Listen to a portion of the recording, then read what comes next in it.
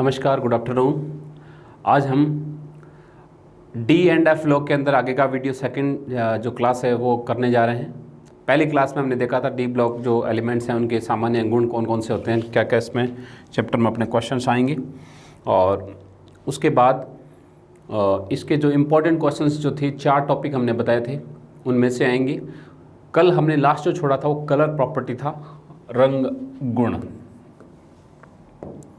यानी जो कलर है आपका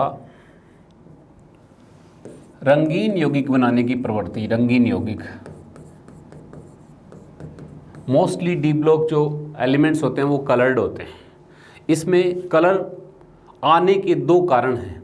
एक तो आपका है डी संक्रमण, डी ट्रांजिशन, यानी जो डी ब्लॉक जो डी के अंदर कक्षक होते हैं, डी कोष में 5 होते हैं हम जानते हैं, D X square Y square D Z square, और जो 3 हैं D X Y D Y Z D Z X. इनमें से 2 कक्षक तो ऐसे होते हैं जो अक्षों के ऊपर पाए जाते हैं, D X square Y square और डी जेड स्क्वायर, इन्हें ईजी कहते हैं। और 3 ऐसे होते हैं जिन्हें T2G हम कहते हैं, D X Y D Y Z और डी जेड एक्स। ये अक्षों के मध्य पाए जाने वाले कक्षक होते हैं।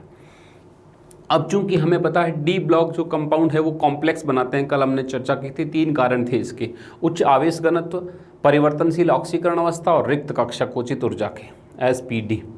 तो इसके कारण से संकुल बनाते हैं। तो जब भी संकुल बनाते हैं तो आने वाले लिगेंड जो ज्योमेट्री धारण करेंगे, जिस हिसाब का संकरण है, जैसे मान लीजिए sp3 संकरण है, तो sp3 संकरण के अंदर टेट्राहेड्रली अरेंज रहते हैं वैकेंट ऑर्बिटल, 1s और 3p मिल करके। तो टेट्राहेड्रल ज्योमेट्री हमें पता है किस प्रकार की होती है कि जैसे मान लीजिए टेट्राहेड्रल इस प्रकार 2v तो ऐसे तिरछे ऊपर और 2 इस प्रकार नीचे। तो कुल मिलाकर के इनमें चारों में से एक भी कक्षक अक्षों के ऊपर नहीं पाया जाता, अक्षों के मध्य पाया जाता है। जैसे टेट्राहेड्रल ज्योमेट्री की बात करें तो यहाँ से ये मोटी वाली लाइन बना देते हैं और ये डॉट डॉट डॉट। इनमें 2 तो अक्षों के ऊपर है डंडी और 2 वैलेंसी है, वो एक बोर्ड के सामने और एक बोर्ड के पीछे। 3D इसीलिए शो नहीं कर पाते, लेकिन जो है वो एक्सिस से बीच में रहेगी। जैसे ये है एक्सिस, तो एक्स एक्सिस ये है, ऊपर उठी वैलेंसी, ये भी ऊपर उठी हुई है। वाई एक्सिस ये है, लेकिन इसमें वैलेंसी इस प्रकार रहेगी, वाई एक्स में ऊपर उठी हुई। तो कुल मिलाकर के अक्षों के मध्य पाए जाने वाले कक्षक। अब यदि DsP2 संकरण है तो स्क्वायर प्लेनर ज्योमेट्री होगी। स्क्वायर प्लेनर मतलब ये वर्ग समतलीय, इस प्रकार की ज्योमेट्री बनेगी। चारों लिगेंड इस प्रकार से आएंगी, +x +y और -y। ये +x है मान लीजिए, ये -x, ये +x कह देंगे तो ये -x, और ये +y तो ये -y। तो कुल मिलाकर के चारों जो x और 2y एक्सिस है, उनसे चारों लिगेंड आ रहे हैं अकॉर्डिंग टू एक्सिस, अक्षों के ऊपर से। तो जब अक्षों के ऊपर से आ रहे हैं तो अक्षों पर पाए जाने वाले कक्षक रिपल्सन फील करते हैं, और शेष जो कक्षक होते हैं रिपल्सन फील करके जो अक्षों जो बीच में आते हैं प्रतिकर्षण के द्वारा, वो प्रतिकर्षण के द्वारा, इंटरेक्शन के द्वारा अपनी एनर्जी बढ़ा लेते हैं, और शेष जो है उनकी ऊर्जा उसी अनुपात में घट जाती है। इस प्रकार समभ्रंश डी कक्षक जो 5 समान ऊर्जा के थे वो 2 ऊर्जा स्तरों में बंट जाते हैं। ये डिपेंड करता है कि बनने वाले कॉम्प्लेक्स की ज्योमेट्री क्या होती है।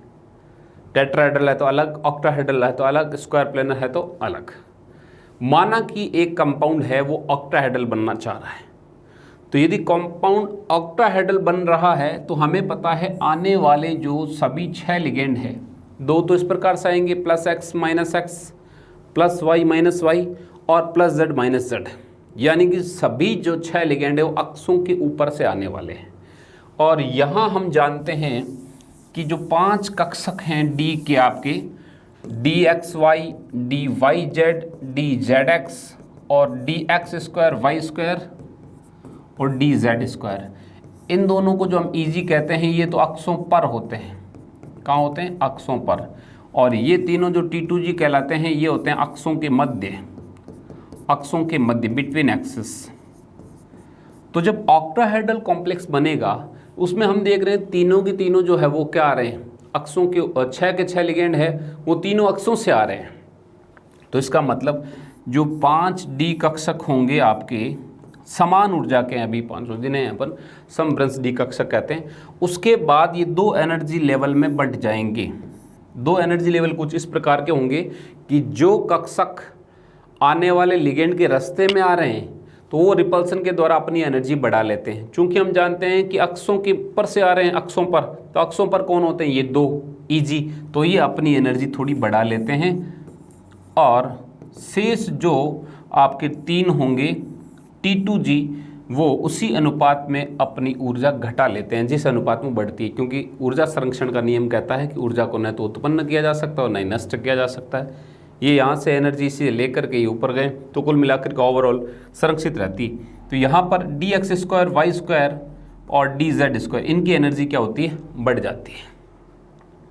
इस प्रकार समान ऊर्जा स्तर के 5d कक्षक 2 ऊर्जा स्तर में बढ़ जाते हैं, इसे कहते हैं dd विपाटन, dd स्प्लिटिंग।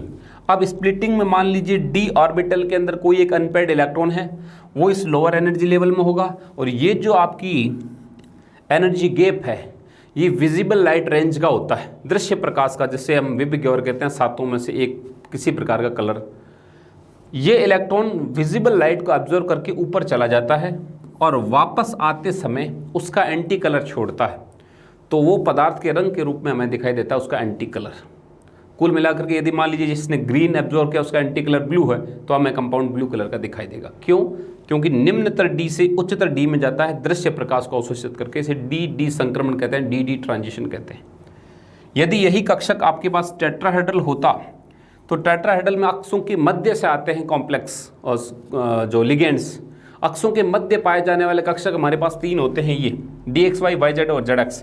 तो ये जो है वो रिपल्सन के द्वारा अपनी एनर्जी बढ़ा लेते हैं और शेष जो है वो अपनी ऊर्जा घटा लेते हैं। अब ये होता कुछ इस रेशियो में कि जैसे 2 ही कक्षक है थोड़ा ज़्यादा चलेंगे, मान लीजिए इनको 6 रोटी मिली है तो 3-3 कदम चल लेंगे, और इनको 6 मिली तो प्रत्येक 2-2 कदम ही चल पाएगा। तो ये एनर्जी गैप जैसे मान लीजिए टोटल 10 है तो 6 dq इनका हो जाएगा और ये इनका 4 हो जाएगा dq। ठीक है, ये प्लस माइनस जो भी ऊपर नीचे, तो वापस यहाँ उल्टा वो होगा, यही 6 dq नीचे हो गया, इधर 4 dq ऊपर हो गया। तो कुल मिलाकर के ये जो स्प्लिटिंग हो रही है, इस स्प्लिटिंग के अंदर जो ये इलेक्ट्रॉन है वो डी से डी में संक्रमित होता है। चूंकि हम जानते हैं टेट्राहेड्रल कॉम्प्लेक्स है जो इसके अंदर अक्षों के मध्य से आते हैं, तो इस इफेक्टिव जो है वो इंटरेक्शन नहीं हो पाता, तो इसीलिए ऊर्जा जो है ये डेल्टा, जिसे अपन कहते हैं crystal field stabilisation energy CFC, उसकी वैल्यू बहुत कम होती है, जबकि इसके लिए ऑक्टाहेड्रल की थोड़ी ज़्यादा, टेट्राहेड्रल के लिए और भी ज़्यादा होती है। तो इसके लिए किसी कॉम्प्लेक्स के लिए डेल्टा की वैल्यू जितनी ज़्यादा होती है वो कॉम्प्लेक्स उतना ही स्टेबल होता है। ये अपन कोऑर्डिनेशन कंपाउंड में डिटेल से पढ़ेंगे। अभी हम केवल ये बात कर रहे हैं कि डी संक्रमण क्या होता है। जब 2 ऊर्जा स्तर में बढ़ जाता है निम्नतर से उच्चतर में डी, ये निम्नतर T2G भी हो सकता है से Eg में जाए, ये निम्नतर Eg भी हो सकता है से T2G में जाए। क्लियर बात? यदि आपके पास और स्क्वायर प्लेनर की स्प्लिटिंग करें तो ये फर्दर स्प्लिटिंग इस प्रकार से कुछ होती है, क्योंकि स्क्वायर प्लेनर के अंदर आपको पता है 4 ही लिगेंड आते हैं, 2 x से और 2 y से।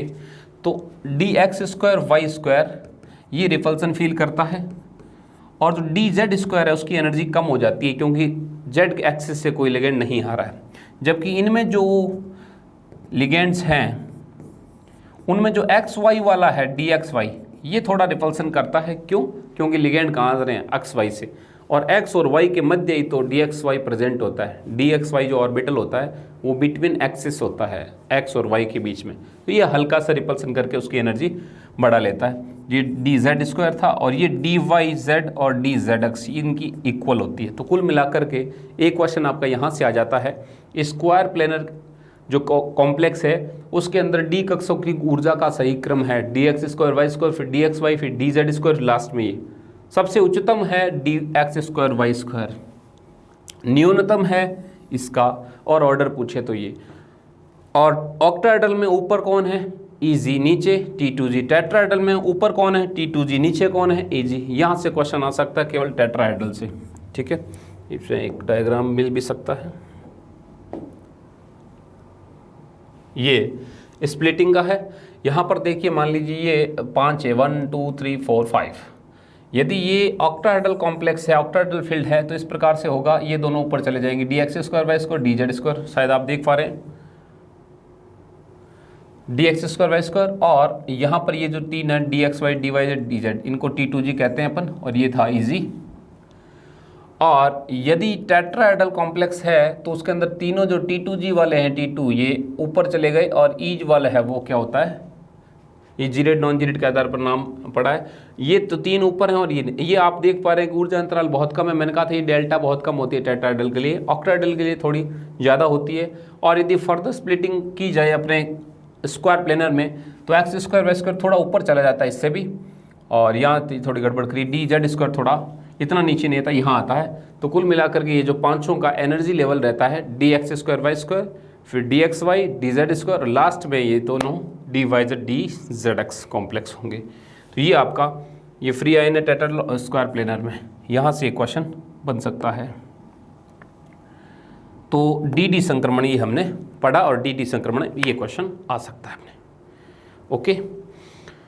और अब जो दूसरे प्रकार का जो कलर का कारण है, पहला तो संकुल यौगिक बनाने की प्रवृत्ति थी तो dd संक्रमण था, और दूसरा है charge transfer ct, charge transfer, आवेश स्थानांतरण।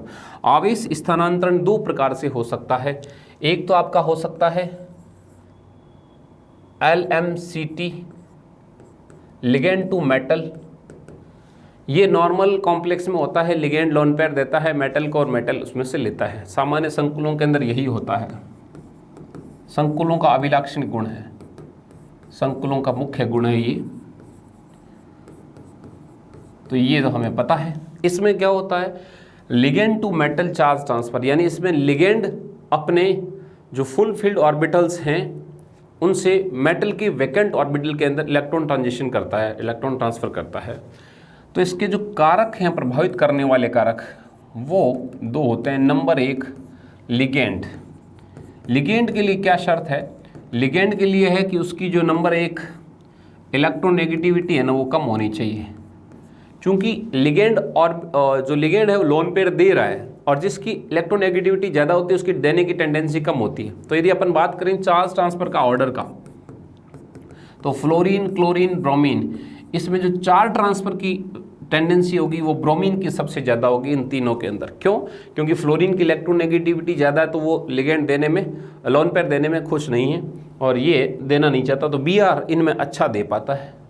दूसरा जो फैक्टर होता है मेटल, धातु। धातु के आपके दो कारक हैं फिर। नंबर ए, धातु का जो है N, नंबर ऑफ सेल, वो यदि धातु का बढ़ता जाएगा तो दूरी बढ़ती जाएगी, तो डेल्टा N, ऊर्जा अंतराल डेल्टा E, वो भी क्या होगा, कम होता जाएगा ना, बढ़ता जाएगा। N बढ़ेगा, नंबर ऑफ सेल बढ़ेंगे, तो ये डेल्टा E बढ़ेगा, और डेल्टा E बढ़ेगा ना, ऊर्जा अंतराल बढ़ गया, ऊर्जा अंतराल बढ़ गया तो आसानी से शिफ्ट नहीं हो पाएगा, तो इसीलिए चार्ज ट्रांसफ़र की जो नेचर है वो घटेगी। जैसे बात करें, ये ऊर्जा अंतराल मान लीजिए एक 3D के लिए, ये 4D के लिए और ये 5D के लिए डेल्टा E है, डेल्टा E। तो हम देख पा रहे हैं कि 3D के लिए मान लीजिए 3D की कोई मेटल है, जैसे ये क्रोमियम, मोलिब्डेनम और टंगस्टन, ये तीन धातुएं हैं। तो इसके लिए एनर्जी लेवल इतना सा, एनर्जी लेवल इतना है तो आसानी से ट्रांजिशन हो जाएगा, और इसके लिए एनर्जी लेवल यानी बैरियर ज़्यादा है, तो बैरियर ज़्यादा है तो आसानी से ये ट्रांसफ़र नहीं कर पाता है चार्ज ट्रांसफ़र। तो क्वेश्चन डायरेक्टली आ जाता है कि ऑर्डर बताइए किस में चार्ज ट्रांसफ़र का ज़्यादा क्रम है। जैसे मान लीजिए क्वेश्चन आ गया Cr2O7 Cr2O6 -2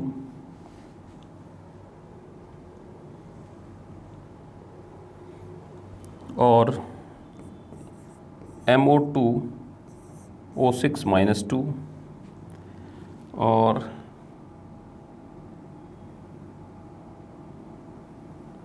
ये आ गया W2O6 -2।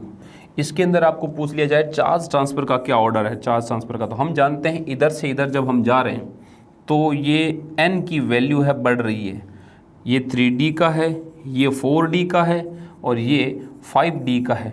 तो जैसे जैसे आपकी n की वैल्यू बढ़ती जाती है, n की वैल्यू बढ़ती जाती है तो डेल्टा E बढ़ता जाएगा, डेल्टा E भी क्या होगा, बढ़ता जाएगा। डेल्टा E बढ़ेगा तो आपका चार्ज ट्रांसफ़र की टेंडेंसी कम हो जाएगी।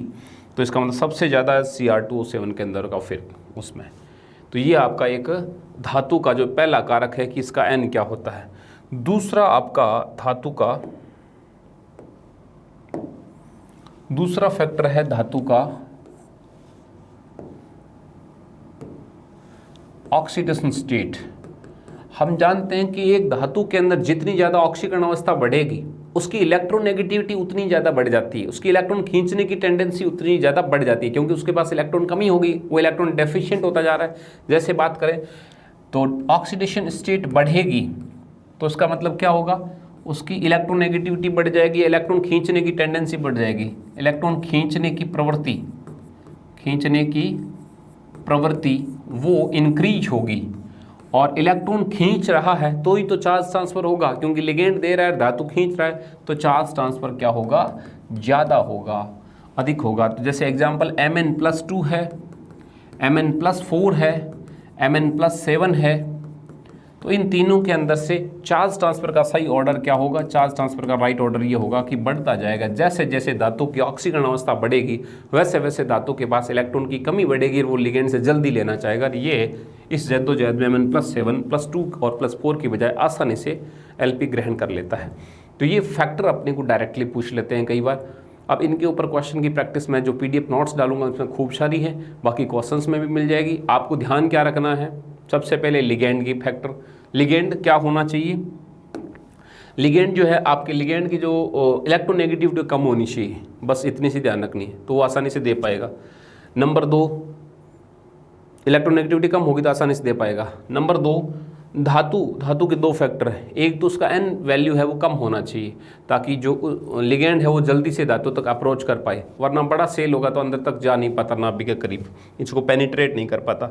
नंबर 2 जो फैक्टर है वो होता है ऑक्सीडेशन स्टेट। धातु की ऑक्सीडेशन स्टेट जितनी ज़्यादा होगी उसके पास इलेक्ट्रॉन की डेफिशिएंसी होती जाएगी, और इलेक्ट्रॉन की डेफिशिएंसी होगी तो वो अच्छे से इलेक्ट्रॉन को खींचेगा लिगेंड से, और चार्ज ट्रांसफ़र है वो बढ़ेगा। तो चार्ज ट्रांसफ़र का ऑर्डर पूछ सकते हैं। कई दफ़ा ये भी पूछ लेते हैं कि आप बताइए इनके अंदर एक ही आवर्त की धातु है, उनके ऑक्सीकरण अवस्थाएं अलग अलग हो, तो उनके अंदर आपको लेमडा का ऑर्डर पूछ लिया, चार्ज ट्रांसफर का ऑर्डर पूछ लिया, एनर्जी का ऑर्डर पूछ लिया।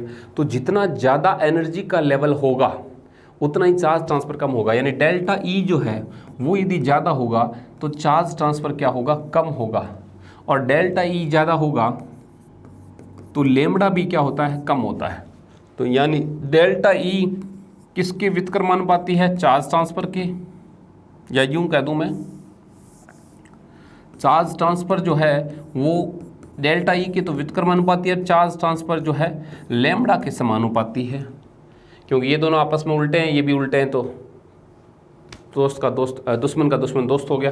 तो चार्ज ट्रांसफ़र जो है उतने आसानी से होगा जब ऊर्जा अंतराल कम होगा, ज़्यादा होने पर चार्ज ट्रांसफ़र कम होगा। फॉर एग्जांपल आपको पूछ लिया जाए V+5 है, Cr+6 है और Mn+7 है, इनके अंदर ये लगभग साइज सेम है क्योंकि 3D के हैं सारे के सारे एलिमेंट, इनमें चार्ज बढ़ता जा रहा है, चार्ज बढ़ता जा रहा है, तो मैं कह दूं डेल्टा ई का जो है ऑर्डर क्या होगा, राइट। डेल्टा ई का जो राइट ऑर्डर है वो इस प्रकार से होगा, डेल्टा ई सबसे ज़्यादा जो ऊर्जा अंतराल है वो V+5 के लिए होगा, फिर Cr+6 के लिए और फिर Mn+7 के लिए। इसके लिए लैम्बडा का ऑर्डर इसका जस्ट उल्टा कर दीजिए, ऊर्जा जितनी ज़्यादा चाहिए लैम्बडा उतना कम, तो ये Cr+6 और ये Mn+7। और यदि यही क्रम आपको पूछ लिया जाए चार्ज ट्रांसफ़र का, तो चार्ज ट्रांसफ़र का भी ये सेम ही क्रम होगा, Cr+6 और Mn+7। तो ये तीनों के तीनों आपको ऑर्डर पूछे जा सकते हैं। इसमें ध्यान क्या रखना है आपको, दो जो फैक्टर बताएं वो क्लियर, आई थिंक कोई दिक्कत नहीं है। ये आपका चार्ज। एक दूसरे प्रकार का और होता है बी, ये तो था LMCT लिगेंड टू मेटल, एक है metal to ligand LMCT charge transfer, metal to ligand, यानी इसके अंदर मेटल जो है वो लोन पेयर देती है लिगेंड को। ये उल्टा प्रक्रम है नॉर्मली कॉम्प्लेक्स से, कम ही ऐसे देखने को मिलता है कि कई दफ़ा लिगेंड के पास उच्च ऊर्जा के यानी एंटी बॉन्डिंग वैकेंट ऑर्बिटल होते हैं, और उसके अंदर जो धातु के पास वैलेंस शेल में लोन पेयर पड़े रहते हैं वो एनर्जी गैप यदि ज़्यादा नहीं है तो वो डोनेट कर देता है किसके अंदर, लिगेंड के वैकेट में। ऐसा सामान्यतः मेटल जो कार्बोनिल कंपाउंड है उनके अंदर देखने को हमें मिलता है। पहले तो लिगेंड क्या है, आवश्यक रूप से देता ही है CO, ये तो देगा, एक तो लोन पेयर देगा, लेकिन मेटल के पास पड़े हैं तो बैक बॉन्डिंग के थ्रू ये काम करता है, बैक बॉन्डिंग के थ्रू। तो ये जो है वो तो LMCT लिगेंड टू मेटल, और ये MLCT है मेटल टू लिगेंड। इसको बैक बॉन्ड कहते हैं, बैक बॉन्डिंग, यानी इसने बॉन्ड बनाया कोऑर्डिनेट, उसने वापस से बैक बॉन्डिंग बना लिया पाइप बॉन्ड। तो कुल मिलाकर के मेटल कार्बोनिल के अंदर दोनों पाया जाता है, LMCT और MLCT। तो इस प्रकार से हम कह सकते हैं कि डी ब्लॉक के धातुओं के अंदर, डी ब्लॉक के यौगिकों के अंदर रंगीन जो रंग बनाने की प्रवृत्ति होती है दो कारण से होती है, डी संक्रमण, डी से डी में जाना, और एक चार्ज ट्रांसफर। डी संक्रमण है ऊर्जा स्तर का जब, और बाकी जो डी स्प्लिटिंग है वो अपन कोऑर्डिनेशन में डिटेल में पढ़ेंगे। और चार्ज ट्रांसफर है दो प्रकार का, LMCT लिगेंड टू मेटल और MLCT मेटल टू लिगेंड। अब जो लिगेंड टू मेटल है वो तो नॉर्मली होता है कॉम्प्लेक्स में, उसके जो फैक्टर हैं वो अपन ने देखे, वहाँ से क्वेश्चन आ सकता है। MLCT के अंदर भी ठीक ठाक फैक्टर है, इसमें जो कारक है वो क्या होते हैं, देखो इसमें उल्टा है। नंबर 1 लिगेंड, हमें पता है कि इसमें लिगेंड को क्या करना है, लिगेंड को लेना है, इसमें लोन पेयर लिगेंड को लेना है मेटल से, तो इसका मतलब इसकी इलेक्ट्रोनेगेटिविटी क्या होनी चाहिए, हाई होनी चाहिए इस बार, ठीक है, MLCT के अंदर। नंबर 2 मेटल धातु, अब धातु की बात करें तो इसमें धातु दे रहा है, ले नहीं रहा है, तो इसीलिए इसमें धातु की जो सबसे खास बात है ऑक्सीकरण अवस्था कम होनी चाहिए, उसमें तो ज़्यादा थी, क्योंकि इसमें ज़्यादा होगी ऑलरेडी धातु की ऑक्सीकरण अवस्था, तो उसकी इलेक्ट्रोनेगेटिविटी बढ़ जाएगी, इलेक्ट्रोनेगेटिविटी ज़्यादा हुई तो उसकी देने की टेंडेंसी कम हो जाएगी। तो इसका मतलब धातु की ऑक्सीडेशन स्टेट जो है वो लो होनी चाहिए, ये लो होगी तो इसका मतलब वो इलेक्ट्रॉन दे सकता है। जैसे मान लीजिए अपन बात करें कॉपर की, कॉपर 0 में है और Cu+1 में है और Cu+2 में है, तो इसके अंदर जो चार्ज ट्रांसफर कौन सा, MLCT metal to ligand, MLCT metal to ligand, तो मेटल कौन सा आसानी से देगा, Cu0 वाला, ये होगा। Cu+2 वाला नहीं दे पाएगा, क्योंकि +2 के पास 2 पॉजिटिव चार्ज हैं, 2 पॉजिटिव चार्ज होने के इलेक्ट्रोनेगेटिविटी बढ़ जाती है, तो आसानी से नहीं दे पाता, तो यहाँ से क्वेश्चन बनता। तो मैं डायरेक्ट उन्हीं चीज़ों की चर्चा कर रहा हूँ जहाँ से क्वेश्चन बनते हैं, तो ये भी अपना काम कंप्लीट होता है। उसके बाद अपन बात करते हैं संकुल हो गए, एक इसमें अपने पास लिस्ट पड़ी है जो यौगिक रंगीन बनते हैं, उनमें मैं बता देता हूँ कि कौन कौन से किस किस प्रकार से संकुल जो है वो या रंगीन होते हैं, किस किस प्रकार के कलर, और क्या उसका एंटी कलर तब क्या बढ़ना चाहिए। ये एक थोड़ा सा अपनी लिस्ट है, तो इसके अंदर यहाँ पर देखिए, नहीं दिख रहा होगा तो ये वैसे मैंने ऐप के अंदर ये फ़ोटो डाल रखी है, तो आप आराम से वहाँ से देख लीजिए, नोट्स में भी आ जाएगी, मैं पढ़ देता हूँ। स्कैंडियम, टाइटेनियम, कॉपर और जिंक जो है वो यहाँ पर लगभग अनपेड इलेक्ट्रॉन 0 रखते हैं, तो कलरलेस होंगे, क्योंकि अनपेड इलेक्ट्रॉन तो मस्ट है, होना चाहिए। अच्छा, एक बात और ध्यान रखना, जो चार्ज ट्रांसफर जो कलर आते हैं वो डार्क होते हैं, बजाय किसके, डी संक्रमण के। तो जैसे आपने देखा होगा KMnO4 है, KMnO4 जो है उस KMnO4 के अंदर जो कलर होता है किसके कारण से आता है, KMnO4 के अंदर, क्योंकि इसके अंदर जो धातु है वो Mn+7 में है, तो इसके अंदर D0 कॉन्फ़िगरेशन था, अयुग्मित इलेक्ट्रॉन तो है ही नहीं, लेकिन हम प्रैक्टिकल जब करते हैं तो KMnO4 डार्क गुलाबी कलर का होता है, तो इसका मतलब इसमें जो कलर होता है Mn के अंदर वो होता है चार्ज ट्रांसफर के कारण, इसीलिए इतना डार्क होता है, गहरा होता है, ठीक है। तो आवेश स्थानांतरण से बने हुए कलर ज़्यादा गहरे होते हैं डी संक्रमण की तुलना में। अनपेड इलेक्ट्रॉन 0 है तो कलरलेस होगा, कोई कलर नहीं होगा इसमें। फिर आपका टाइटेनियम+3 है, गहरा बैंगनी वॉयलेट है। फिर क्रोमियम के कलर हैं CR के 2 कलर हैं, +2 में +3 में, तो BG है, क्रोमियम BG है। तो यहाँ पर आपको तो थोड़ा सा ट्रिक से काम में लेना है, अपने को याद रहना चाहिए। देखो यहाँ से क्वेश्चन डायरेक्ट आ जाता है, क्रोमियम जो है उसके लिए BG, क्रोमियम BG है, यदि +2 में है तो ब्लू और +3 में है तो ग्रीन, ठीक है। अब आपके बाद अगली बार आता है Mn का, Mn जो है वो CV, Mn के 2 कलर हैं CV, 2 ऑक्सीडेशन स्टेट, ये तो +2 में और ये आपकी +3 के अंदर, ठीक है। अनपेड इलेक्ट्रॉन की संख्या आप निकालते रहिए। तो कलरलेस, C का मतलब कलरलेस रंगीन और V का मतलब वॉयलेट। उसके बाद Fe जो है वो भी आपकी लोहा, जो Fe है वो आप गाय से याद रखें, GY गाय। तो ये ग्रीन कब +2 में और येलो कब +3 में। तो देखो क्रोमियम बीजी है, MnCV है और फेरस Fe जो है गाय है। तो कुल मिला के ऐसे जब याद करोगे तो हमें आफ्टर ऑल आंसर तो दिया होगा ऑप्शन में, हमें आइडेंटिफाई करना है। तो हल्का सा क्लू ट्रिक डालोगे दिमाग के अंदर तो तुरंत पहचान कर लेंगे अपन। कोबाल्ट जो है CO वो Pb है, ठीक है। ये पिंक हो गया +2 में और ये ब्लू हो गया +3 के अंदर। निकिल के जो होते हैं वो हरे होते हैं, Ni+2 जो है वो ग्रीन होता है और कॉपर आपको पता है Cu+2 है जो वो ब्लू होता है, कॉपर के नीला कलर आता है कॉपर का, कॉपर सल्फेट जो होता है नीले रंग का विलयन। तो ये कुल मिलाकर के थोड़ा सा मैंने आपको बता दिया कलर। डायरेक्टली क्वेश्चन पूछे जाते हैं, कॉलेज लेक्चर में कई दफ़ा आया हुआ है कि इस कॉम्प्लेक्स का क्या कलर होगा। तो आपको क्या ढूंढना है, इलेक्ट्रॉनिक कॉन्फिगरेशन। जैसे संकुल दे दिया, जैसे मान लीजिए CO NH3 का 6 और Cl3। तो अब आप इसके अंदर आपको ये पता होना चाहिए, यहाँ कोबाल्ट जो है +3 ऑक्सीडेशन स्टेट में, ये 0 है, ये -3, तो कोबाल्ट +3 के अंदर ब्लू बस। अब इसी प्रकार मैग्नीशियम का दे दिया है, मैग्नीज का दे दिया आपको +3 के अंदर, तो V वायलेट कलर, बैंगनी कलर का कॉम्प्लेक्स। तो सीधी सी बात है, क्रोमियम बीजी है, MnCV है, Fe गाय, कोबाल्ट Pb है, निकल का आपको ध्यान रखना ग्रीन और कॉपर का ब्लू। ओके, ये भी अपन करते हैं।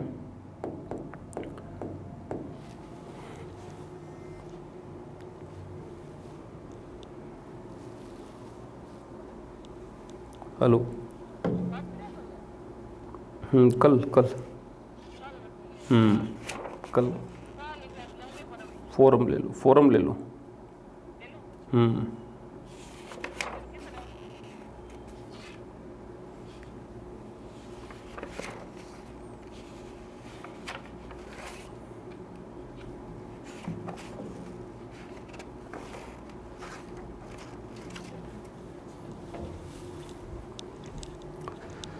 Yes, sorry for disturbance. अब आगे अपन देखते हैं।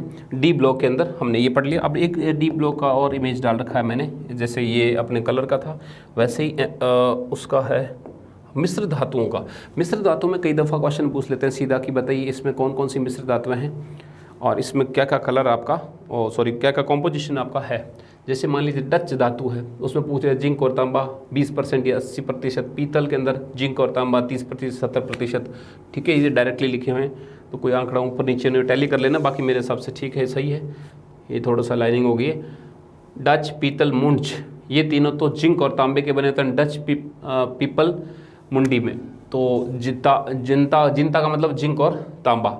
गन मेटल, घंटा धातु और कांसा, ये तीनों जो होते हैं ये आपके टिन और तांबे से बने होते हैं। तो कांसे की गन से घंटी, कांसे की गन से घंटी, ऐसे याद रखोगे तो आपको पता चल जाएगा। कांसा है, गन तो गन मेटल है और घंटी घंटा धातु ही है। तो ये प्राय पूछ लेते हैं कई दफ़ा, घंटा धातु पूछ लेते हैं। जर्मन सिल्वर पूछा जाता है। कृत्रिम सोना जो उसमें 90 और 10% होता है, 10% और 90% वो होता है जो मार्केट में सोने की चेन मिलती है 20-20 रुपये में, ये होता है एल्यूमिनियम और कॉपर। ये होता है 90% और ये 10% होता है। सोल्डर, टांका, जो टांका धातुओं को जोड़ने वाली वो ये है। टाइप मेटल खास नहीं है, सिक्का धातु खास नहीं है। मैग्नीशियम, इलेक्ट्रॉन धातु, जिम छोड़ो। और ये पूछ लेते हैं कांसा, गन मेटल पूछ लेते हैं। तो ये इस प्रकार के डायरेक्टली कई बार डाटाबेस क्वेश्चन आते हैं, तो यह याद करना है। इसमें मैंने आपको मुहैया करा दिया, उपलब्ध करा दिया एक जगह पर, बाकी आपका काम है ये याद करना। अब हम बात कर लेते हैं डी ब्लॉक के अंदर मेरे हिसाब से मामला कंप्लीट हो गया है। संकुल धातु और संक्रमण तत्व बनाने, जो संकुल बनाने की प्रवृत्ति है हमने देख ली, और जो कॉम्प्लेक्स फॉर्मेशन के बाद डी ब्लॉक के अंदर रंगीन यौगिक बनाने की प्रवृत्ति आज देख ली, दोनों प्रकार की है। यस, डी ब्लॉक के ऊपर अपने इतना ही मैटर आएगा, इतना क्वेश्चन। डी ब्लॉक में से बाहर कुछ नहीं जाएगा। क्वेश्चन जो आएंगे वो आपका आएगा अयुग्मित इलेक्ट्रॉन की संख्या निकालनी। अच्छा, कई दफ़ा अपने को इलेक्ट्रॉनिक कॉन्फ़िगरेशन देते तो मैंने बताया था उतने कम कर दीजिए, कल वो बात होगी थी अपने। इलेक्ट्रॉनिक कॉन्फ़िगरेशन आ सकता है। दूसरा आपका आ सकता है जो ऑक्सीकरण अवस्था है, वेरिएबल ऑक्सीडेशन स्टेट, कौन ऑक्सीकार कौन अपचयक है, वो आ सकता है, उसके ऊपर आ सकता है। तीसरा कोऑर्डिनेशन पर आ सकता है, उसमें स्प्लिटिंग पर कौन कौन से ऑर्बिटल की एनर्जी लेवल क्या आती है। चौथा कलर प्रॉपर्टी आ सकता है, कलर प्रॉपर्टी में ये भी आ सकता है, कौन किसका एंटी कलर है। बिग रोय से, वेरी बिग रोय से जो ट्रिक है उससे आप ध्यान रख लेना, बाकी सब चीज़ें आपको पता है, ये सामान्य चीज़ें हैं जनरल साइंस की। अब हम आगे देखते हैं F block element. Next B part देखेंगे इसका, F block element. F block जो एलिमेंट होते हैं वो हमें पता है पीरियोडिक टेबल के अंदर जो साइड में नीचे लिखे जाते हैं। पीरियोडिक टेबल जो हमने देखी थी इस प्रकार की कुछ, ये पीरियोडिक टेबल है मान लीजिए, तो सॉरी ये यहाँ जो दो श्रेणियाँ होती है उनको अपन एफ लॉग श्रेणियाँ कहते हैं। एक होती है 4F जिसमें होते हैं लेंथेनाइड, और एक होती है 5F जिसमें एक्टेनाइड। दोनों के तत्वों की संख्या क्या है, 14 है, यानी टोटल मिलकर 28 तत्व हैं।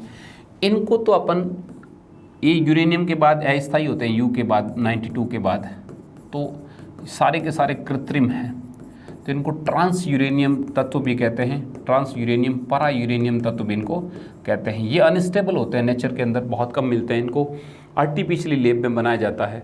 इनके जो दूसरे तत्व हैं उनसे समस्थानिक के थ्रू, मान लीजिए वो रेडियो एक्टिव होते हैं तो आपस में टूटते रहते हैं, उनको न्यूट्रॉन्स जोड़ करके कि कितने यूरेनियम 92 है उसके अंदर आप अल्फा पार्टिकल ऐड कर दो या कोई न्यूट्रॉन ऐड कर दो, इससे अपने पास बनते जाते हैं। लेंथेनाइड के अंदर सभी तत्व स्टेबल होते हैं प्रोमीथियम पीएम की छोड़ करके। ये एक रेडियो एक्टिव एलिमेंट्स है, क्योंकि इसके जो समस्थानिक बहुत ज़्यादा होते हैं तो इसके आसपास जो मास नंबर है स्टेबल अवेलेबल नहीं है, इसीलिए पीएम में एक रेडियो एक्टिव, बाकी सारे के सारे स्टेबल है।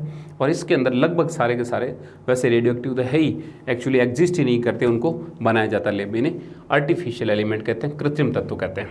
दोनों की संख्या 14 होती है, सब में धातुएं हैं, प्योर सभी के अंदर धातुएं हैं। ये भी मेटल्स हैं, ये भी मेटल्स हैं, एप्लोक हैं। सबसे पहला जो आता है इसका क्वेश्चन वो इलेक्ट्रॉनिक कॉन्फ़िगरेशन पर आता है, इलेक्ट्रॉनिक विन्यास पर। इनके इलेक्ट्रॉनिक विन्यास में थोड़ा एक्सेप्शन है, क्योंकि हम जानते हैं कि एफ में जो है 7 ऑर्बिटल होते हैं, कितने 7 कक्षक होते हैं, जिनमें अधिकतम कितने इलेक्ट्रॉन आ सकते हैं, 14 इलेक्ट्रॉन आ सकते हैं। तो जब भी F7 या F14 आएगा तो उसके अगल बगल वाले विन्यास हैं वो थोड़े से एक्सेप्शन रख सकते हैं, बाकी सेम है।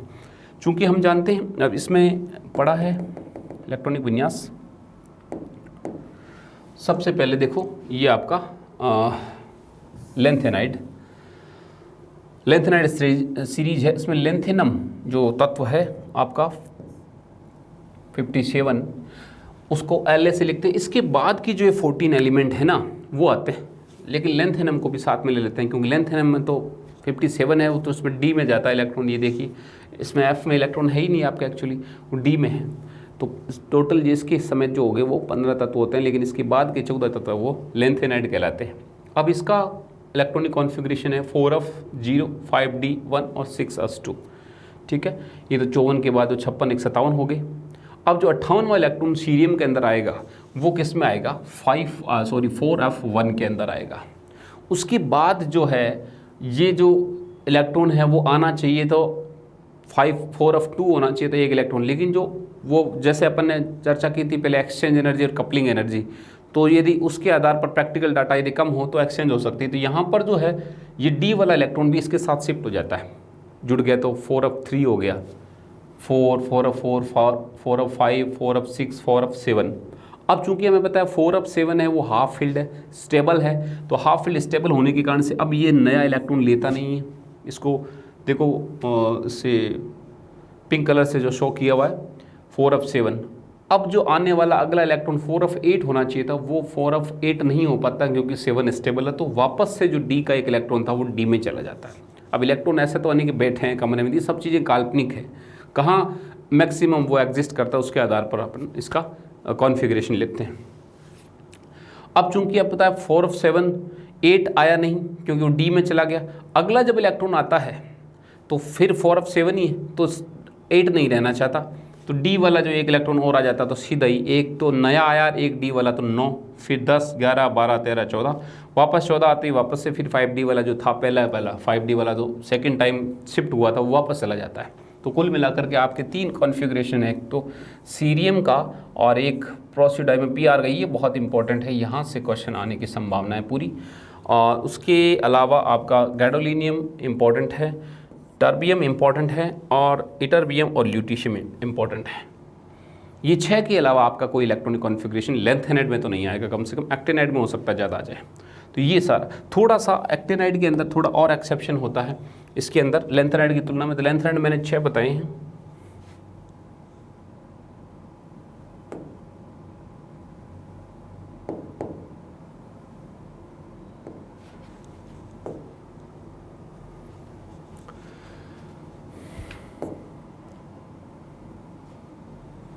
लैंथेनाइड में मैंने 6 बताए, CePr और ये आपका GdTb और इटरबियम ल्यूटीशियम। वैसे ल्यूटीशियम वगैरह कुछ नहीं पूछते, गैडोलिनियम, टर्बियम और ये प्रोस्टिडाइमियम और ये जो है सीरियम का। सीरियम के अंदर कहीं 4 of 2 ना कर दो आप, ये बस इतने से क्वेश्चन यही पूछते हैं। अब अपन एक्टिनाइड में आ जाते हैं 7 के साथ। ये 89 से लेके 103 तक होते हैं, लॉरेंशियम Lr तक ये नहीं है, ठीक है। तो कुल मिलाकर के अब जो अपने पास यहाँ 89 है, उसके बाद 90 से 103 तक ये 14 तत्व होते हैं एक्टिनाइड। एक्टिनम जो होता है 89 होता है AC। इसका इलेक्ट्रॉनिक कॉन्फ़िगरेशन हमें पता है सीधा सा लेंथेनम की तरह ही होगा, 6d1 7s2। यहाँ तक 5f में कोई इलेक्ट्रॉन है नहीं एक्चुअली। अब इसमें थोरियम के अंदर 90 के अंदर आना चाहिए था, जैसे इसमें आ गया था यहाँ पर एक, ये देखिए इसके अंदर 4f1 आ गया था नेक्स्ट में लेंथेनम से, लेकिन इसमें नहीं आता। इसमें पहले 6d2 होता है, फिर 5f2 6d1, फिर 5f3 6d1, फिर 5f4 6d1 और फिर ये शिफ्ट हो जाता है 5f6 7। यहाँ को इम्पोर्टेंट, ये भी फिर से इम्पोर्टेंट है, फिर सीधा 9 होएगा, 10 11, फिर ये आपका जो है लास्ट में आता है 14 तक। तो ये जो 4 हैं आपके पास, यहाँ से 4 5 थोरियम 90 से लेकर के ये जो 94 तक है, ये 5 एलिमेंट, इनका इलेक्ट्रॉनिक कॉन्फ़िगरेशन आपके बहुत ज़्यादा इंपॉर्टेंट है। ये थोड़ा दिमाग में अच्छी तरह से बिठा लीजिएगा, याद करने का काम और कुछ भी नहीं। अब इलेक्ट्रॉनिक विन्यास हमें यदि पता हो तो हमें ऑक्सीडेशन स्टेट ऑटोमेटिकली पता चल जाती है। 2 और 1 3 ये +3 होगा, चूँकि 2 ये और F में कोई है नहीं, 2D में, तो वो भी वैलेंस सेल में आसानी से बाहर निकल सकते हैं। n-1 में है ये, तो कुल मिलाकर के 2 2 4 +3 के साथ +4 भी, 2 2 4 5, तो 3 4 5 ये ऑक्सीडेशन स्टेट हम इससे आइडिया लगा सकते हैं। जैसे आप नेपच्यूनियम प्लूटोनियम तक देखो तो यहाँ 7 7 तक ऑक्सीडेशन स्टेट आती है। ये क्वेश्चन कई बार आया हुआ है, तो कि ऑक्सीडेशन स्टेट +7 वाले बताओ कौन से एलिमेंट हैं, तो उच्चतम ऑक्सीजन अवस्था है नेपच्यूनियम प्लूटोनियम। ये RPSC फर्स्ट ग्रेड में भी आया हुआ है, कॉलेज लेक्चर में भी आया हुआ है 2 2 बार, तो ये बहुत इंपॉर्टेंट है। हायर ऑक्सीडेशन स्टेट जो +7 किसकी, नेपच्यूनियम और प्लूटोनियम की होती है। इसके अलावा जो सिंगल ऑक्सीडेशन स्टेट रखते हैं, एक्टिनम +3 है और लास्ट में लॉरेंशियम +3 है। बाकी सब कुछ न कुछ वेरी करते हैं। अब अगले जो टॉपिक आ रहा है अपना, उस पर चर्चा करते हैं अपन। ये था आपका इलेक्ट्रॉनिक विन्यास। इलेक्ट्रॉनिक विन्यास हमने देख लिया चार्ट के माध्यम से। अब ऑक्सीडेशन स्टेट देखते हैं, ऑक्सीकरण अवस्था।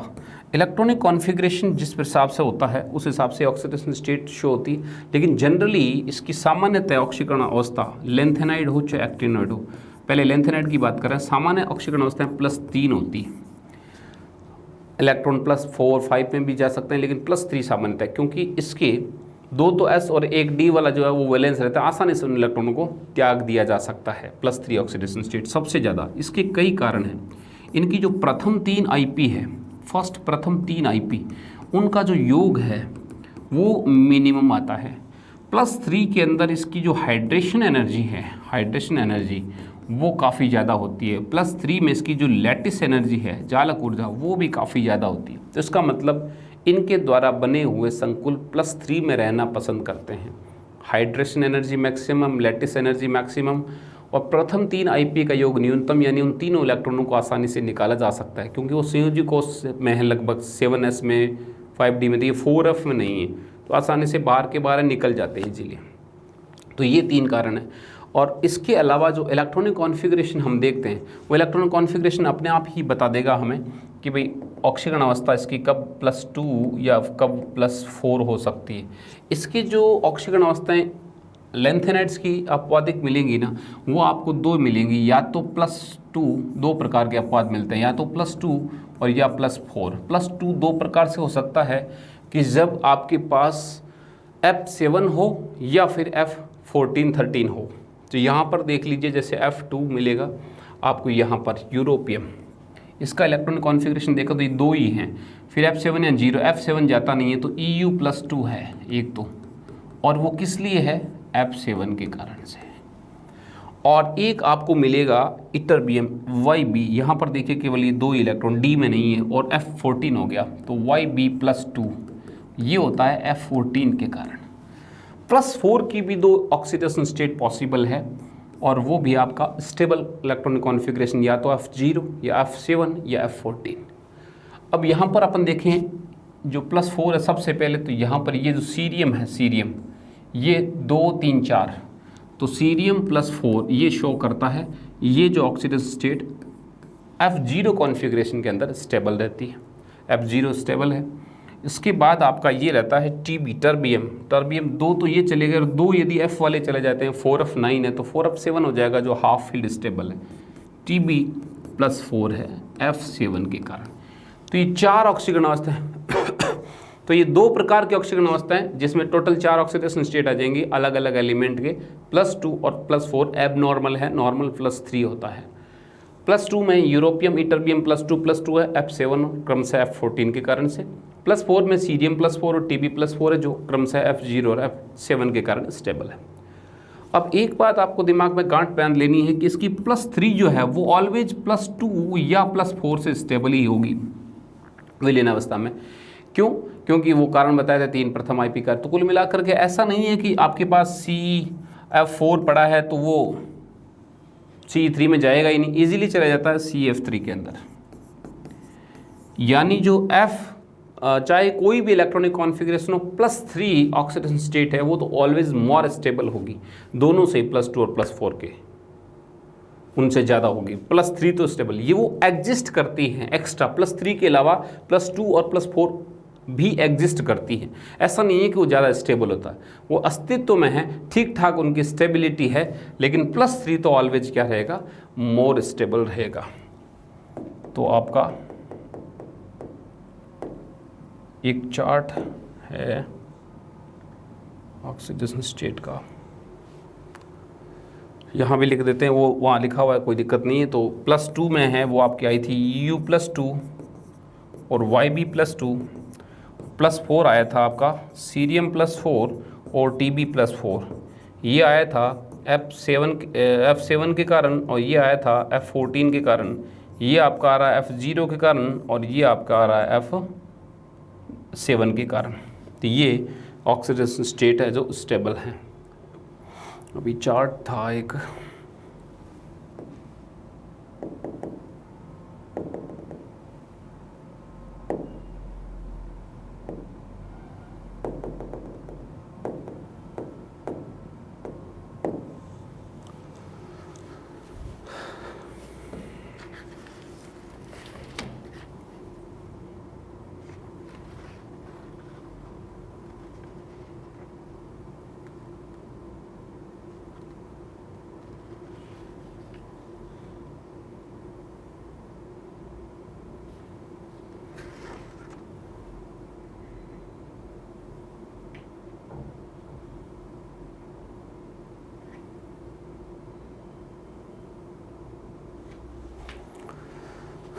वो अपलोड नहीं हुआ, कोई बात नहीं, जो PDF नोट्स सेंड करूँगा उसमें हो जाएगा, नहीं हुआ।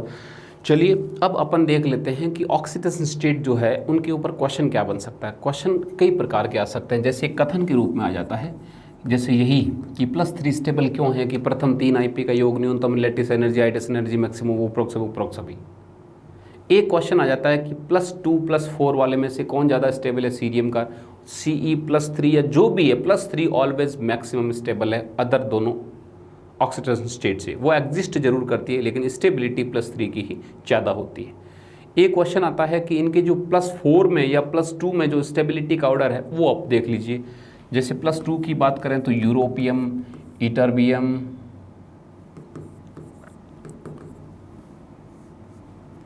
और उसके बाद जो एक और बच्चे जो GD कौन था, हाँ GD +2, ये इनके आसपास के विन्यास, जैसे F7 है ना तो F6 वाला भी +2 में आ सकता है, F14 में +2 है ना तो F13 के अंदर भी +2 आ सकता है।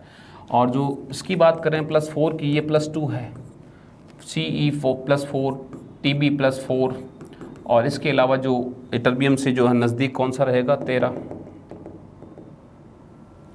इसका इलेक्ट्रॉन विन्यास से पता चल, F13 जो है +4,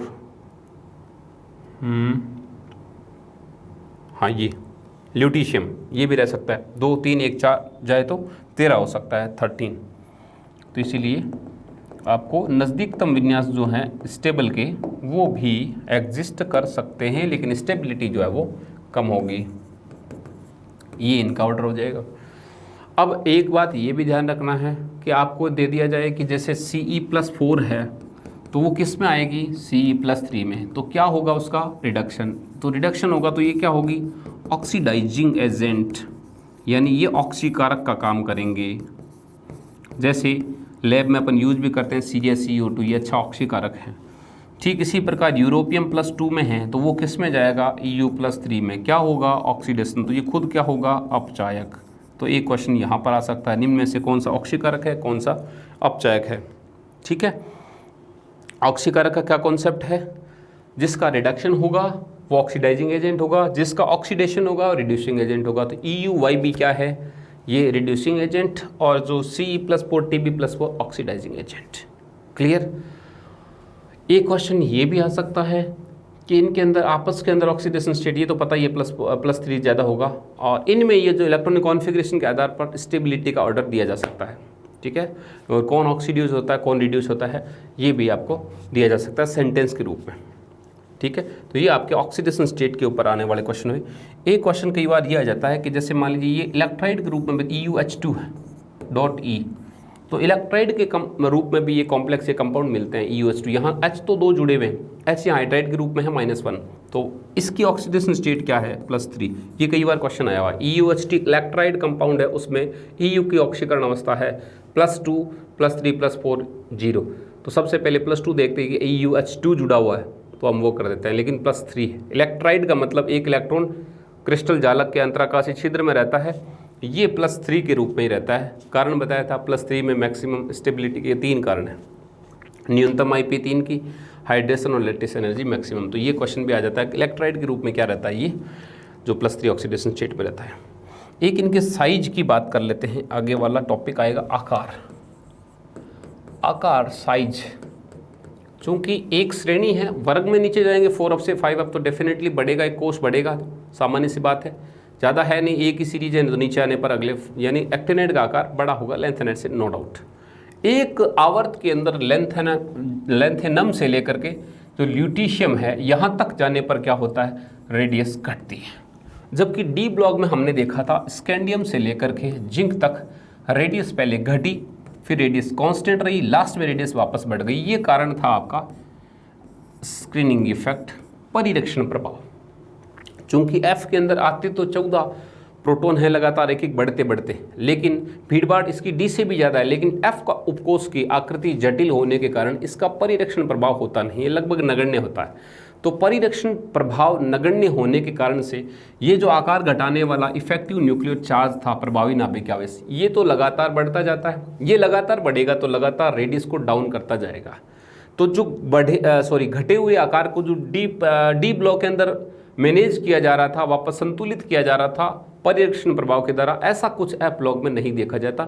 इसीलिए F ब्लॉक के अंदर लेंथेनम से ल्यूटीशियम तक आकार में क्रमिक कमी पाई जाती है, जिसे हम कहते हैं लेंथेनेट कॉन्ट्रैक्शन, लेंथेनेट संकुचन।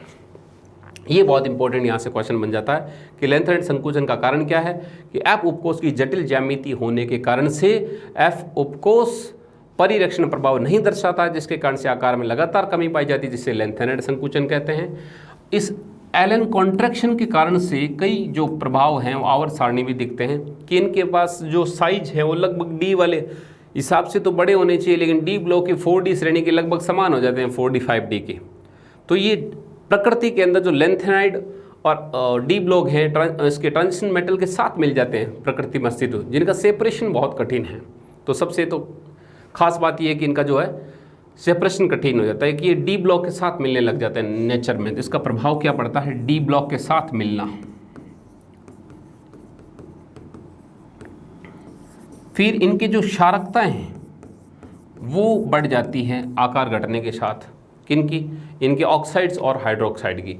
तो ये जो कुछ प्रभाव है वो इस प्रकार से अपने को पूछे जा सकते हैं। एक इनके आकार में आपको ध्यान रखना है, धात्विक आकार के अंदर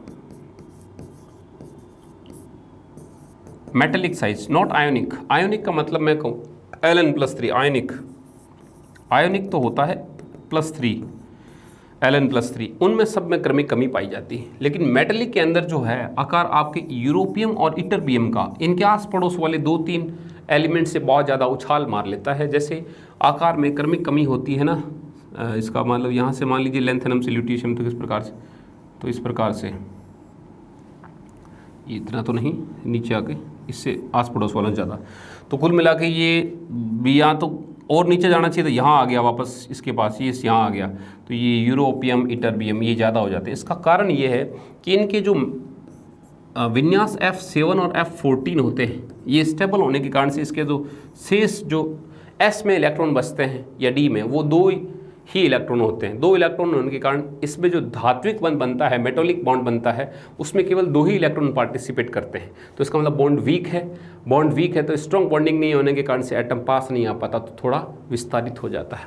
तो इसके धात्विक विन्यास में मात्र धातुबंध बनाने में मात्र 2 इलेक्ट्रॉन भाग लेने के कारण इनका आकार थोड़ा अन्य लेंथेनाइड की तुलना में बढ़ जाता है। कई दफ़ा ऐसा क्वेश्चन आ जाता है, जैसे मैं क्वेश्चन एक लिख देता हूँ, यहाँ डाटा पड़ा है, CEPRND कागज़ में ये रहा, CEPRND। तो जैसे मान लीजिए आपके पास 3 एलिमेंट दे दिए CEPRND, अब मान लीजिए और दूसरा कोई एक और है SMGDEU, SMGDEU।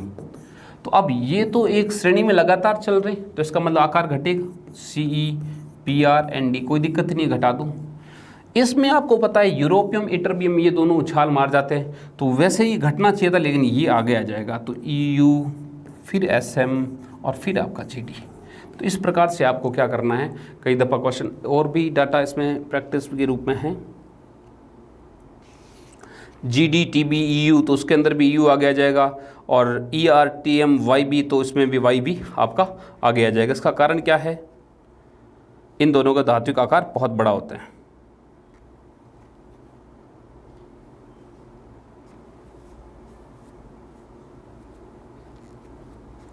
ठीक है, 4 एग्जाम्पल बहुत हैं, इसमें आप आइडिया लगा सकते हो। आपको यूरोपियम और इटरबियम के अंदर आपको क्या करना है, साइज बड़ा कर देना है इसके निकटवर्ती 1-2 विन्यास से। ठीक है, नेक्स्ट जो है इनकी oxides and hydroxides, oxides and hydroxide, इनकी क्या नेचर होती है। बेसिक होते हैं धातु के, सभी जो होते हैं वो बेसिक होते हैं धातुओं के क्षारीय प्रवृत्ति के, लेकिन लेंथेनम से ल्यूटीशियम तक इनकी जो रेडियस है वो डाउन होती है। हमें पता है लेंथेनाइड संकुचन के कारण से, तो जो रेडियस है वो त्रिज्या वो घट रही है, अतः क्षारकता भी क्या होगी, घटेगी। बड़े आकार, तो आपने ये देखा था घटेगी, क्यों, क्योंकि हमने देखा था, याद हो तो आपको, लिथियम से लेकर के सीजियम, तो सीजियम का जैसे LiOH है ये लिस्ट बेसिकम से, सीजियम का हाइड्रोक्साइड मोस्ट बेसिक था। आकार बढ़ने पर क्या होता है, क्षारकता बढ़ती जाती है। तो आकार ज़्यादा तो यहाँ है, आगे तो आकार घट रहा है तो क्षारकता भी कम होगी।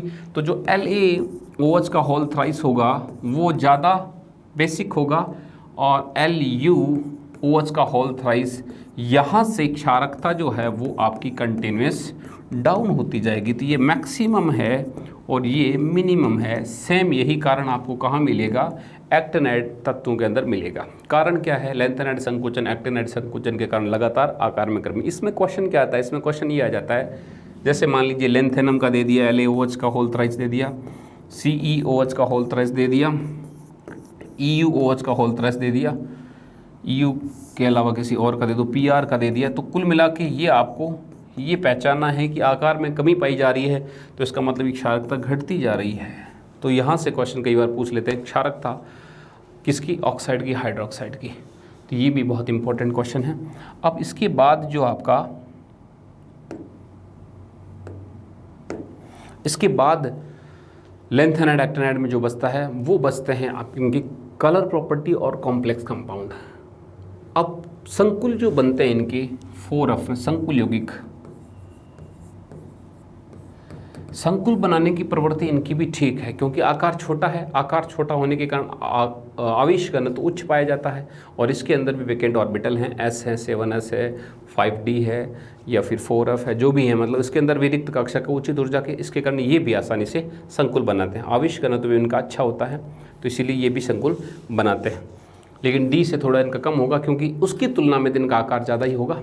D ब्लॉक का तो छोटा है, वर्ग में नीचे जाने पर आते हैं तो इसका मतलब इनसे तो थोड़ा आकार ज़्यादा होगा। जैसे मान लीजिए उनका 0.65 एंगस्ट्रॉम है फेरस वगैरह का, तो इनका लगभग 0.95 में 1 एंगस्ट्रॉम के लगभग बराबर होता है, तो कुल मिलाकर के 1.05 यहाँ तक, तो उनकी तुलना में तो ये बड़े ही होते हैं 3D की तुलना में, तो थोड़े कम, लेकिन फिर भी ओवरऑल ये कॉम्प्लेक्स अच्छे से बना लेते हैं।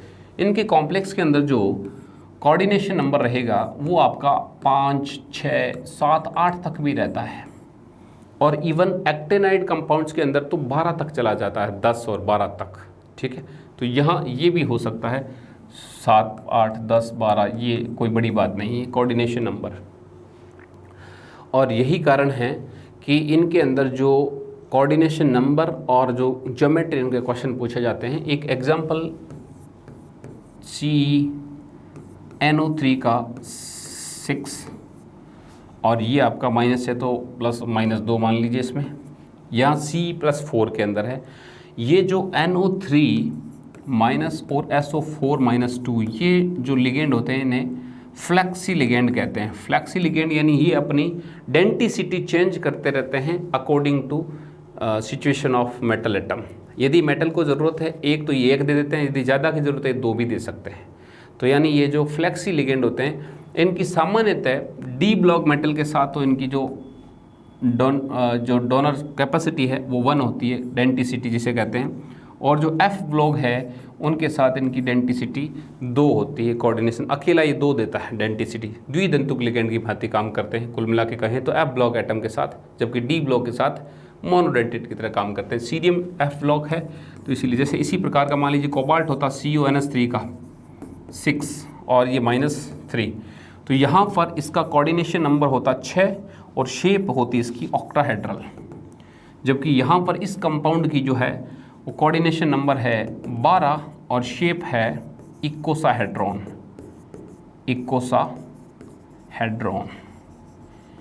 ये अपने नोट्स में सीधा लिखा हुआ एकदम स्पष्ट 2-4 एग्जाम्पल है, नोट्स में मिल जाएंगे आपको, और यही एग्जाम्पल एग्ज़ाम के अंदर 2 क्वेश्चन के रूप में, ये 2 क्वेश्चन के रूप में आया था 2015 के अंदर। तो बहुत से लोगों को ये फ़ायदा होगा सीधा डायरेक्टली लाइन जो पड़ी हुई थी उसके आधार पर। लेकिन अपन नॉर्मली देखते हैं कि NO3 क्या है, मोनोडेंटेड है, तो इसका मतलब ये ऑक्टाहेड्रल होगा। और थोड़ी देर आगे एक क्वेश्चन और था कि इसकी शेप भी बता दीजिए ऑक्टाहेड्रल, और इसकी जो वो समूह संख्या है वो 6, तो यहाँ 6 और जिसने ऑक्टाहेड्रल की गलत है।